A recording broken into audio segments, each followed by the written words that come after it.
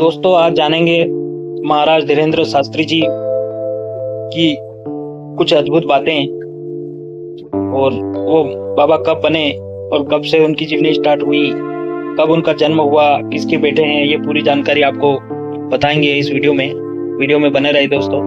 बिल्कुल हिंदी में शुद्ध भाषा में आपको बताएंगे, तो सुनिए आप। धीरेन्द्र कृष्ण शास्त्री जी का जन्म 4 जुलाई 1996 धीरेन्द्र कृष्णा गर्ग, जिन्हें बागेश्वर धाम सरकार या महाराज के नाम से भी जाना जाता है, भारत के मध्य प्रदेश के छतरपुर जिले में एक धार्मिक तीर्थ स्थल बागेश्वर धाम सरकार के पीठाधीश हैं। वह छतरपुर के बागेश्वर धाम में कथा वाचा करते हैं।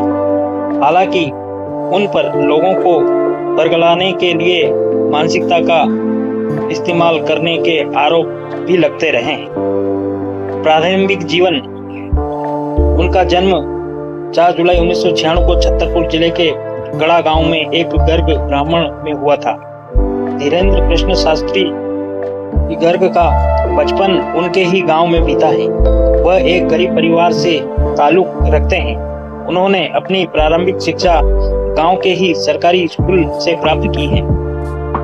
अपने बचपन में आसपास के गांव में वे दान मांगकर रामचरितमानस और सत्यनारायण भगवान की कथा सुनाकर जीवन व्यापन करते थे।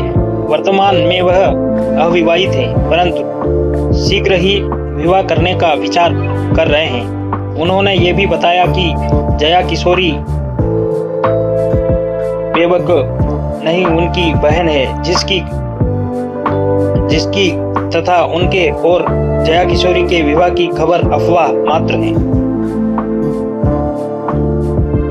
आध्यात्मिक जीवन: उनका धीरेन्द्र कृष्ण शास्त्री जी का जन्म और पालन पोषण एक हिंदू गर्ग ब्राह्मण परिवार में हुआ, जहां उनके पिता एक पुजारी के रूप में काम करते हैं।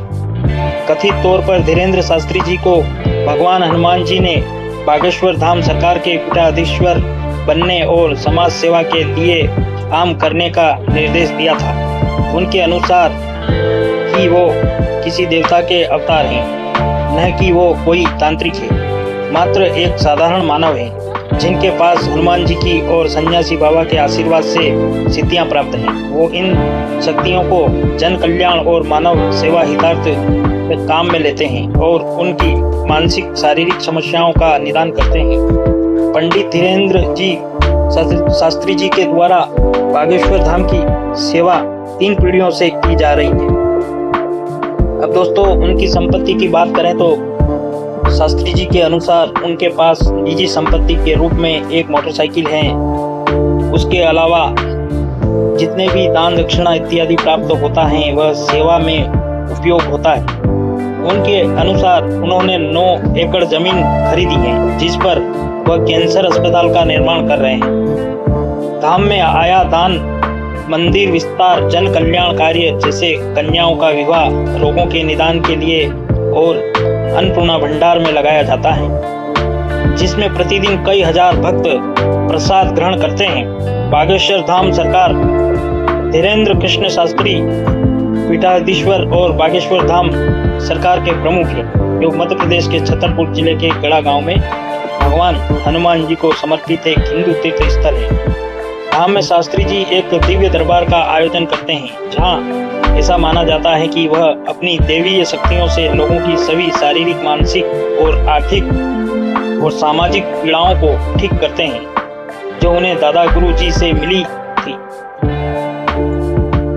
लल्लन टॉप के साथ एक साक्षात्कार में शास्त्री जी ने बताया कि वह अपने दादा गुरु जी के बाद धाम के प्रमुख के रूप में सेवा करने वाली तीसरी पीढ़ी है। शास्त्री जी के विवाद की बात करें तो शास्त्री जी उस समय सुर्खियों में आए जब नागपुर की अखिल भारतीय अंधश्रद्धा निर्मूल समिति के श्याम मानव ने उन्हें चुनौती दी और उनकी आध्यात्मिक शक्तियों पर सवाल उठाया। मानव ने शास्त्री जी पर अंधविश्वास को बढ़ावा देने का भी आरोप लगाया। जब मीडिया में विवाद शुरू हुआ तो शास्त्री जी ने मानव को अपने दिव्य दरबार में आमंत्रित किया और वह जो भी जानना चाहता था उनसे पूछने के लिए कहा।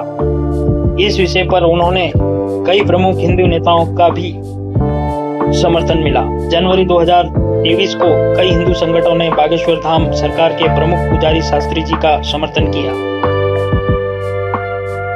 25 जनवरी 2023 को नागपुर पुलिस ने धीरेंद्र शास्त्री जी को नागपुर में उनके सार्वजनिक कार्यक्रमों में अंधविश्वासी गतिविधियों को बढ़ावा देने के आरोप में क्लीन चिट दे दी।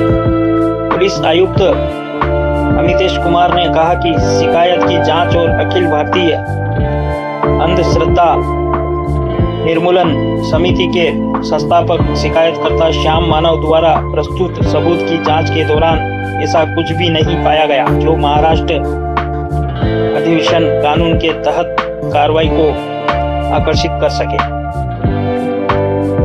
धीरेंद्र शास्त्री जी के आध्यात्मिक जीवन की बात करें तो शास्त्री जी सद्गुरु राम भद्राचार्य के शिष्य हैं। वह वर्तमान में मध्य प्रदेश के छतरपुर जिले में एक हिंदू तीर्थ स्थान बागेश्वर धाम सरकार के पीठाधीश्वर और प्रमुख के रूप में सेवा कर रहे हैं। शास्त्री जी को रामचरितमानस और शिव पुराण के उपदेश के लिए जाना जाता है।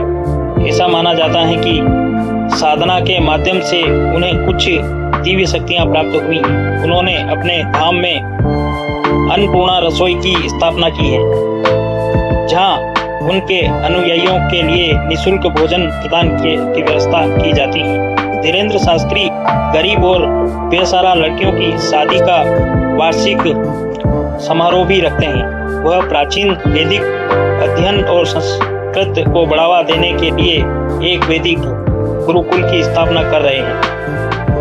कथित तौर पर शास्त्री जी ने 2021 में एक घर वापसी कार्यक्रम के दौरान ईसाई धर्म में परिवर्तित 300 हिंदू लोगों को वापस हिंदू धर्म में लाया। 25 जनवरी 2023 को मध्य प्रदेश सरकार ने शास्त्री जी को मिली मौत की धमकी के बाद उनकी सुरक्षा बढ़ा दी। 23 जनवरी 2023 को नेताजी सुभाष चंद्र बोस की जयंती पर शास्त्री जी ने भारत को हिंदू राष्ट्र घोषित करने के लिए हमें अपना समर्थन दो, एक हिंदू राष्ट्र देंगे का नारा दिया। इंडिया टीवी की आपकी अदालत कार्यक्रम में उन्होंने कहा था कि वह सभी धर्मों का सम्मान करते हैं और किसी भी धर्म के प्रति दुर्भावना नहीं रखते हैं, परंतु वह अपने धर्म के लिए आपत्तिजनक टिप्पणियां और कृत्य बर्दाश्त नहीं करेंगे, इन्हें भी देखेंगे। तो दोस्तों, ये थी अपने बागेश्वर धाम वाले बाबा धीरेंद्र शास्त्री जी की जीवनी पूरी। अगर वीडियो आपको अच्छा लगा हो तो लाइक शेयर कमेंट जरूर करें दोस्तों, और चैनल को सब्सक्राइब करें। और दोस्तों, गांव के लोग बताते हैं कि धीरेंद्र शास्त्री जी महाराज का एक टाइम का भोजन भी बड़ी मुश्किल से होता था दोस्तों। फिर हनुमान जी महाराज की उन पे कृपा हुई और उनको अपने सन्यासी बाबा की याद आई और वो फिर वहाँ गए।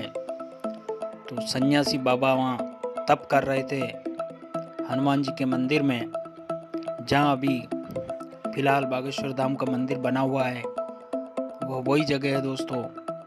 वहीं पर उनके दादाजी भक्ति करते थे हनुमान जी की, और हनुमान जी की सिद्धियां उनको वहीं से प्राप्त हुई। तो उन्होंने धीरेंद्र शास्त्री जी को मंदिर में बुलाया और बोला कि बेटा, सबसे पहले तुम जाओ नहा के आइए। तो धीरेंद्र शास्त्री जी महाराज ने कहा कि दादाजी, अभी तो एक टाइम का खाना खाने के लिए भी हमारे पास पैसे नहीं है और कपड़े पहनने को नहीं है, और आप बोल रहे हो कि नहा के आओ। तो भूख लग रही है और आप नहाने का बोल रहे हैं। तो फिर सन्यासी बाबा ने कहा कि बेटा, तुम नहा के तो आओ, मैं बताता हूँ तुम्हें क्या करना है। तो दादाजी की बात मानकर शास्त्री जी नहाने चले गए। फिर नहाकर आए और हनुमान जी के सामने उनको बिठाया और ध्यान लगाने को बोला, उन्होंने ध्यान लगाया और सिद्धियां प्राप्त करी।